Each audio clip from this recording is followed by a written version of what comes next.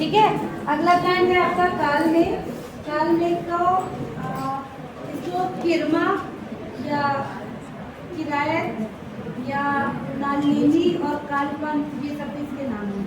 ठीक है, तो एक नाम और याद रखोगे भाई, किरायत याद रख लो या किरमा। ठीक, इसका बॉटनिकल नेम है एंड्रोग्राफिस पेनिक्यूलेटा। एंड्रोग्राफिस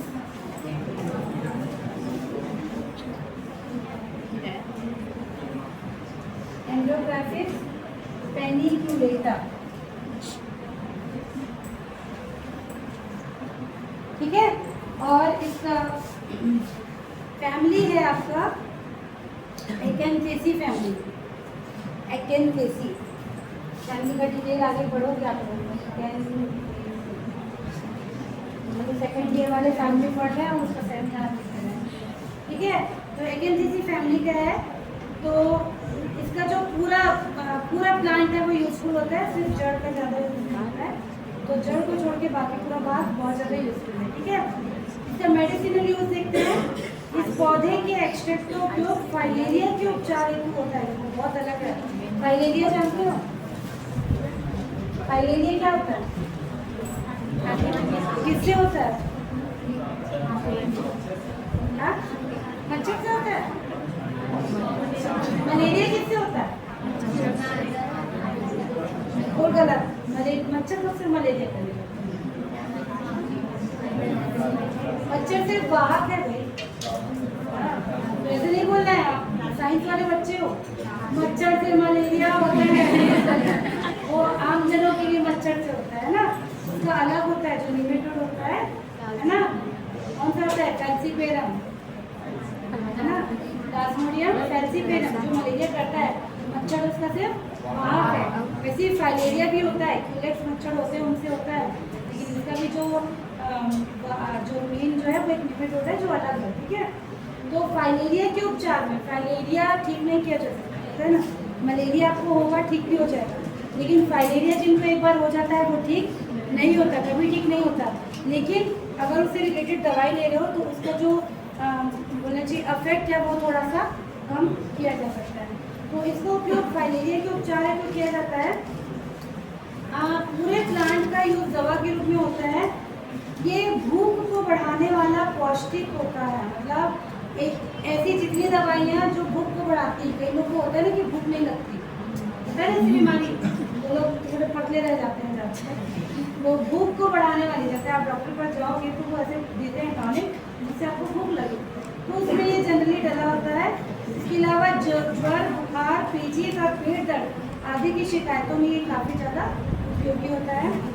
इसके पत्तियों और पौधों के रस को आयुर्वेदिक दवाओं में बहुत ज़्यादा यूज़ किया जाता है ना। जितनी भी आयुर्वेदिक दवाई बनती है सब में इसकी पत्तियों और पौधे के रस को यूज़ किया जाता है।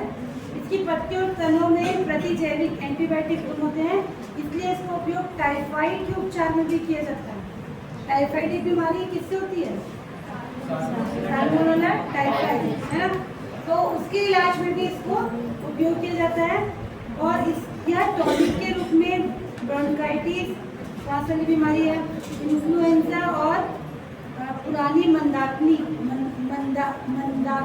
क्या नाम होता है, ठीक है, उसके उपचार में किया जाता है ना। इसे तो ब्रोंकाइटिस और इन्फ्लुएंजा है ना, उसमें भी कालमेघ का जो पत्ती है उसका जो एक्सट्रैक्ट है, उसका जो एक्सट्रैक्ट को क्या बोलते हैं, सत्व, उसको यूज़ किया जाता है। ठीक है, तो इसके बारे में आपको इसका जानना है। और एक लास्ट हम देखते हैं, लिखिए गुग्गुल। गुग्गुल एक जावा प्लांट है, गुग्गुल, इसको भी गुग्गुल। ठीक है, इसकी दवाई बहुत देते हैं है ना, ये मिलता है गुग्गुल। ठीक है, तो इसका बॉटनिकल नेम है, इसको इंडियन वेडिलियम भी कहते हैं, और इसका बॉटनिकल नेम है कॉमीफोरा वाइटी। कॉमीफोरा वाइटी।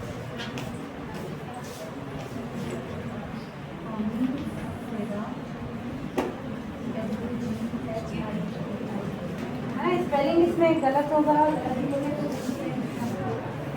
WIGH है, WIGH है, WIGH। इसीलिए वीडियो बन रहा है, वीडियो देखना, ठीक है? ठीक, तो ये कौन सी फैमिली का है? ये बर्सीरेसी फैमिली का है। बर्सीरेसी फैमिली, BURSER, है ना? क्लास में स्ट्रेंथ ज़्यादा है और नीचे रूम में तो आओगे नहीं, इसलिए इसका कुछ ऑप्शन नहीं है, ठीक है?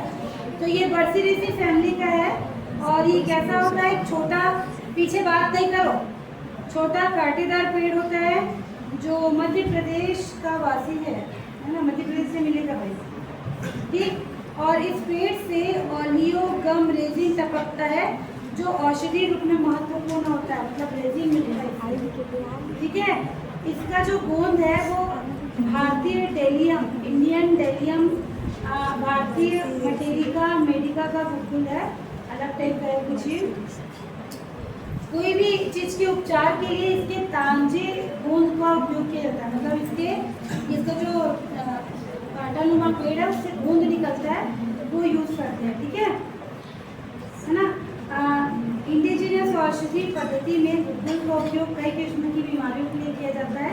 यह बहुत कड़वा होता है, तो पेट के रोगों के उपचार और स्थूलता को कम करने के लिए बहुत उपयोगी है ना? तो पहला पॉइंट इसमें क्या आ जाएगा? पेट से रिलेटेड जितनी बीमारियाँ होती है उसके लिए गुलकुल जो है बहुत काम होता है। ये शांतिदायक व बलकारी भी है ना? तो जिन लोग थोड़े से क्या बोलना चाहिए, हाइपर वाले रहते हैं ना, जो हमेशा क्या बोलना, उनको थोड़ा सा शांति प्रदान करने वाला और बलकारी भी होता है। बलगम रोधक एवं स्वेद लाने वाली औषधि है। आंतरिक रूप से इसको यूटेराइन स्टिमुलेंट की तरह दिया जाता है, गर्भाशय उद्दीपक की तरह दिया जाता है। आंत के छालों, कोलाइटिस, दस्त और ट्यूबरक्युलर अल्सर के उपचार में बहुत उपयोगी है। मतलब आप सोच लीजिए डाइजेस्टिव सिस्टम से रिलेटेड जो भी प्रॉब्लम है ना, आंतों वगैरह से, स्मॉल इंटेस्टाइन से, उसमें जो अल्सर वगैरह होते हैं उनके लिए बहुत ज़्यादा है। और तपेदिक के उपचार के लिए भी इसको यूज़ किया जाता है। ब्रोंकाइटिस, कुकर खांसी, न्यूमोनिया में इसकी 4-5 खुराक एक दिन में की जाती है ना? तो ये जो खांसी है और ब्रोंकाइटिस है, निमोनिया है, इनमें भी ये होता है। वैक्सीन के उपचार के लिए भी यूजफुल है, ठीक है? कमजोर मसूड़ों, पुराने टॉन्सिल और गले में छाले और पायरिया, है ना? आपका मुंह का जितना बीमारी है, मसूड़े, टॉन्सिल, छाल और पायरिया, इसमें इसके गोंद का गार्गल या कुल्ला करने के लिए पाउडर मिलता है बेचकर, वो करके इसको यूज कर सकते हो। इसके गोंद को जलाने से जो धुआं निकलता है उससे जुकाम, हे फीवर व पुराने क्रॉनिक बहुत सारे डिसीज को, मतलब उसके जो धुआं है उसको सूंघ के भी इसको क्या किया जा सकता है? ठीक किया जा सकता है। तो गुलकुल इसका टैबलेट आता है, आराम से बहुत देखते हैं, ठीक है? गुलकुल बटी और एक कल क्या बताई थी जो कहते हैं गिलोय बटी करके आपको ये मिल जाएगा टैबलेट के फॉर्म में, ये जो होता है मिलता है, ठीक है? तो इसके भी बहुत सारे उपयोग हैं।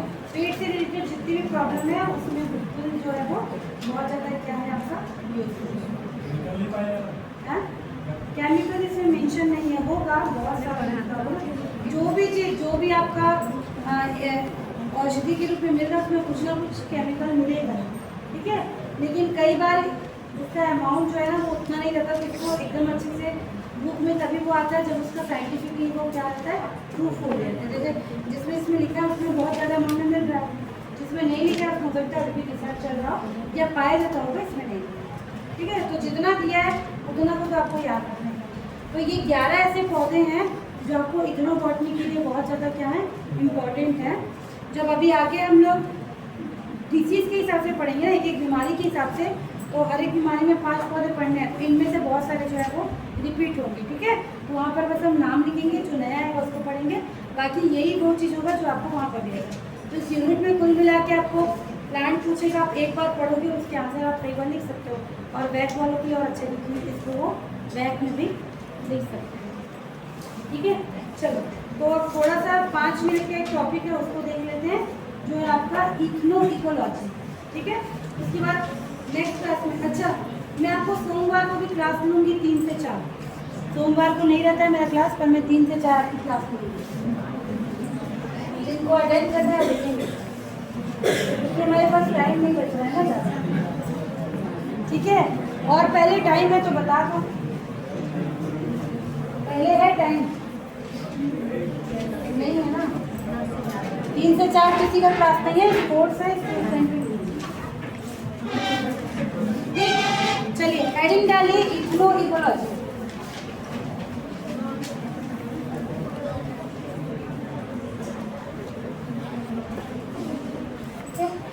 इसको ये जो इथनोबॉटनी के बहुत सारे ब्रांच है ना, जो हमने उस दिन डिस्कस किया था, 10-11 ब्रांच होते हैं। इथनोफार्मेकोलॉजी, इथनोगाइनोलॉजी, इथनोटॉक्सिकोलॉजी, उसी में से ये भी एक है, पर क्योंकि ये इकोलॉजी से रिलेटेड है इसलिए इसको थोड़ा सा और अलग से टॉपिक दिया है। तो इसमें कुछ एकदम ज़्यादा नहीं देखना है, बस इसके थोड़े से पॉइंट आपको देखना है। ठीक है, तो इथनो इकोलॉजी लोक वनस्पति पारिस्थितिक में एक इंटरडिसिप्लिनरी क्षेत्र है, पहले हम लोग इसको पढ़ चुके हैं। ठीक है, इसको इकोलॉजी को हम अलग से इसलिए पढ़ रहे हैं क्योंकि ये सोसाइटी और कल्चर से जुड़ा हुआ है। ठीक, तो सबसे पहले जो साइंटिस्ट थे जिनका नाम था मार्टिन, उन्होंने 1995 में इस वर्ड को यूज़ किया था। ठीक है, 1995 में एक साइंटिस्ट है जिनका नाम है मार्टिन, उन्होंने सबसे पहले इथनो इकोलॉजी करके जो वर्ड है उसको दिया था, और उन्होंने इसको परिभाषित किया था। कैसे परिभाषित किया था कि ये विज्ञान की वह शाखा है जिसके अंतर्गत हम किसी स्थान विशेष में रहने वाले मनुष्यों के, पौधों और प्राकृतिक वातावरण के बीच अंतर संबंधों का क्या करते हैं, अध्ययन कहते हैं। इसे हम लोक वनस्पतिक लोक परिस्थिति कहते हैं। इथनोबॉटनी, इथनोइकोलॉजी को हिंदी में क्या कहते हैं, लोक वनस्पतिक लोक परिस्थितिकी, है ना? इकोलॉजी को तो बोलते हैं ना परिस्थिति। तो ये एक्चुअल में इस फील्ड में हम क्या को स्टडी करते हैं कि कोई भी पर्टिकुलर एरिया में जो इंसान रह रहा है उसका वहाँ के पौधे और वहाँ का जो पारिस्थितिक तंत्र है उसके साथ कैसा संबंध है, उसको हम इसके अंदर पढ़ते हैं। पहले भी हमने देखा हुआ, तो ये भी इथनोबॉटनी का ब्रांच है। अब इसके कुछ इम्पॉर्टेंट एस्पेक्ट हैं, कुछ महत्वपूर्ण पहलू हैं इथनो इकोलॉजी के। क्या क्या है, तो अगर आप ऐसे स्टडी कर रहे हैं तो आपको उसमें से क्या क्या देखने को मिलेगा, तो ये कुछ पॉइंट में दिया हुआ है। तो सबसे पहले जैसे दिया हुआ है आपको यहाँ से मिलेगा ट्रेडिशनल नॉलेज, है ना? ट्रेडिशनल नॉलेज, देखो फिर से वही सारी पॉइंट जो है वो रिपीट हो रही है ना। ट्रेडिशनल नॉलेज, ट्रेडिशनल मतलब जो वहाँ पर जो ट्राइब्स रहते हैं, है ना, उसी की बात कर रहे हैं हम, उनके आसपास कैसी परिस्थिति है। तो अगर आप इग्नो इकोलॉजी की स्टडी करते हो तो आपको पारंपरिक ज्ञान देखने को मिलेगा। किसी भी स्थानिक ज्ञान किसी क्षेत्र के लोक वनस्पतिक परिस्थिति की केंद्र बिंदु होता है। इसके अंतर्गत उस क्षेत्र के लोगों की संस्कृति, भाषा, बोली, आजीविका के साधन और उनकी विरासत के संरक्षण प्रदान किया जाता है। भारत में विदेशियों के शासनकाल में स्थानीय ज्ञान परंपरा रीति रिवाज को बहुत नुकसान पहुंचाया गया है। विरासत एवं रीति रिवाज संबंधी ज्ञान हमें प्राकृतिक संसाधनों के संरक्षण हेतु प्रेरित करता है। तो ट्रेडिशनल नॉलेज मतलब किसी भी पर्टिकुलर एरिया का जो नॉलेज है वो हमको इथनो इकोलॉजी की स्टडी करने से क्या मिलेगा, पता चल पाएगा। दूसरे एस्पेक्ट क्या देखिए, पारिस्थितिक तंत्र का सांस्कृतिक महत्व, उसका कल्चर इम्पोर्टेंस। सारे वही पॉइंट है जो हम पहले भी पढ़ चुके हैं, बस ये अलग से दिया हुआ है, कल्चर इम्पोर्टेंस, है ना? इसलिए इसको फिर से देख लीजिए। आप ऐसे ही पॉइंट बना के अगर आपको एग्जाम पूछता है तो दे सकते हो, अलग से नहीं पूछेगा, किसी क्वेश्चन के साथ ही पूछेगा। अगर पूछ दिया कि इथनोबॉटनी क्या है, विस्तार से समझाई, तो आपको उसके डेफिनेशन के साथ इसकी जितनी ब्रांचेस हैं उसके बारे में भी बताना पड़ेगा। और इथनोबॉटनी के अंदर कुछ ये प्लांट आता है करके, जो प्लांट आपको अच्छे से याद होगा उसके बारे में भी डिस्कस करना पड़ेगा। कितने नंबर का पूछेगा उस हिसाब से आपको क्या करना पड़ेगा, आंसर को लिखना पड़ेगा। ठीक है, तो culture importance of the ecosystem, प्रायः देखा जाता है कि स्थान विशेष के लोग अपने पारिस्थितिक तंत्र के संरक्षण को बढ़ावा देते हैं। जैसे कि आप देखोगे राजस्थान और हरियाणा के बिश्नोई समाज के लोग हिरण का शिकार नहीं करते हैं ना, ये पता है ना, ये बहुत अच्छे से सबको पता है, अभी चल भी रहा है बहुत ज़्यादा, है ना, नाम नहीं लेते। पर उस पर्टिकुलर एरिया वाले लोग उस जगह पे जो भी फ्लोरा फना मतलब जो भी जीव जंतु और पौधे मिलते हैं उनके संरक्षण के लिए क्या होते हैं, बहुत ज़्यादा मतलब वो लोग आगे आते हैं कि हमको ये करना ही, ठीक है। और एक और एग्जाम्पल दिया है, टिहरी उत्तराखंड में निवासियों द्वारा जंगली वृक्षों की विभिन्न प्रकार से संरक्षण प्रदान किया जाता है। तो इससे कल्चर इम्पोर्टेंस का बढ़ता है। तीसरा है समुदाय आधारित संरक्षण, कम्युनिटी बेस्ड कंजर्वेशन। तीसरा पॉइंट इसमें दिया है कम्युनिटी बेस्ड कंजर्वेशन।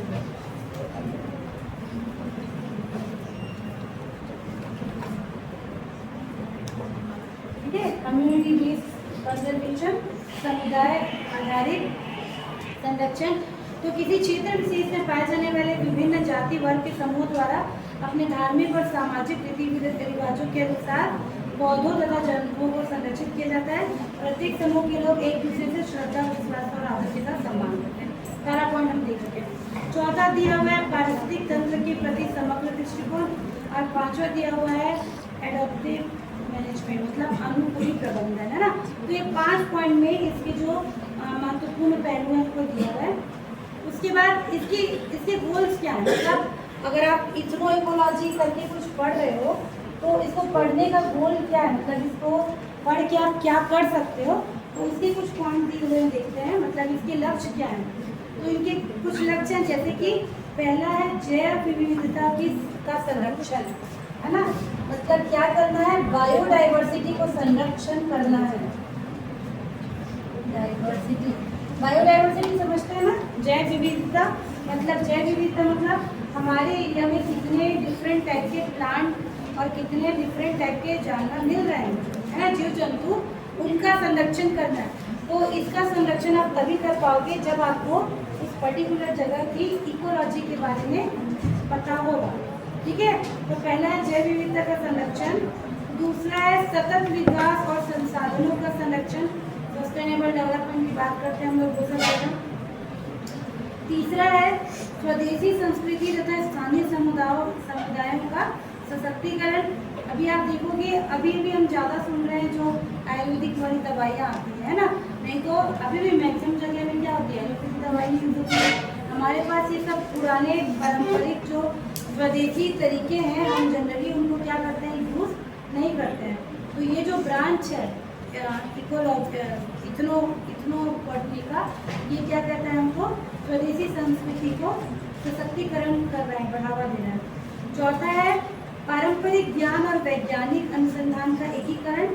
मतलब आप देखोगे लैब में बहुत सारे रिसर्च हो रहे हैं, वो अलग चल रहा है, और जो हमारे पारंपरिक ज्ञान है ना, जो हमको पीढ़ी दर पीढ़ी जो ट्राइबल है उनसे मिलता है, तो इन दोनों को अगर हम एकीकरण कर देंगे, इन दोनों को अगर हम मिक्स कर देंगे, तो ज़्यादा अच्छे तरीके से क्या होगा, हमको इसका नॉलेज होगा और ज़्यादा अच्छे तरीके से हम इसको अपने स्वास्थ्य के लिए यूज़ कर सकते हैं, ठीक है। फिर इसका एप्लीकेशन क्या है, अगर आप इथनो इकोलॉजी पढ़ रहे हो तो उसका फ़ायदा क्या होगा आपको, इसका अनुप्रयोग क्या होगा। तो देखिए क्या क्या हो सकता है, संरक्षण, जीव वैज्ञानिक के अध्ययन आप कर सकते हो, सतत विकास सस्टेनेबल डेवलपमेंट कर सकते हो, पर्यावरण संरक्षण संबंधित नीति का निर्धारण कर सकते हो, समुदाय आधारित संसाधन प्रबंधन कर सकते हैं, स्वदेशी अधिकार और आत्मनिर्भर होने में ये सब क्या होगा, हमको सहायता प्रदान करता है। इस प्रकार उपरोक्त अध्ययन से ज्ञात होता है कि पारंपरिक ज्ञान और सांस्कृतिक प्रथाओं के महत्व को पहचान कर इथनो इकोलॉजी पर्यावरण संरक्षण प्रबंधन एवं संरक्षण हेतु एक नया अनूठा दृष्टिकोण प्रदान करता है, जो मनुष्य और पारिस्थितिकी तंत्र दोनों की भलाई को प्राथमिकता देता है। मतलब आप अगर इथनो इकोलॉजी पढ़ रहे हो, आप इस फील्ड में अगर काम कर रहे हो, तो आप पेड़ पौधों को बचा रहे हो और उनसे बहुत ज़्यादा आपको क्या मिल रहा है, इतने सारे टाइप की औषधि भी मिल रही है। साथ में जो आपका पारिस्थितिक तंत्र है, जो इकोलॉजी है, उसको भी ये क्या करता है, सेव करने का काम करता है। तो इतनी चीज़ें आपको कुछ पॉइंट्स है ना, 5 पॉइंट हमने देखे कि इसके क्या फील्ड है, फिर 5 पॉइंट देखे हमने इसके क्या गोल्स हैं, मतलब क्या इससे कर सकते हैं, और 5 पॉइंट देखे हमने क्या इसके अनुप्रयोग हैं। तो अगर मान लीजिए आपको आ जाता है 2 नंबर के लिए कि इथनो इकोलॉजी क्या है, इसको समझाइए, तो आप शुरू करेंगे साइंटिस्ट के नाम से कि इन्होंने फर्स्ट टाइम बताया, इसका ये डेफिनेशन है, इसके अंदर ये सारे आते हैं, इसकी ये गोल्स है, और ऐसा करके आप इसके आंसर को क्या करेंगे, लिखेंगे। बाकी मेरे ख्याल से ये अलग से नहीं पूछेगा, अगर पूछेगा तो उसी के अंदर पूछेगा कि इग्नो बॉटनी क्या है, इसके ब्रांच को बताइए, उसी में ये पूछेगा। फिर आपको पूछ सकता है कि इंडिया के कॉन्टेक्स्ट में बताइए, छत्तीसगढ़ के कॉन्टेक्स्ट में, छत्तीसगढ़ नहीं वो बैक में, ठीक है। लेकिन आपको इससे पूछेगा, और ज़्यादा अगर अच्छे से पूछना होगा तो सिर्फ आपको प्लांट के बारे में ही पूछेगा, मतलब इग्नो मेडिसिनल प्लांट के बारे में पूरा डिटेल पूछेगा, ठीक है।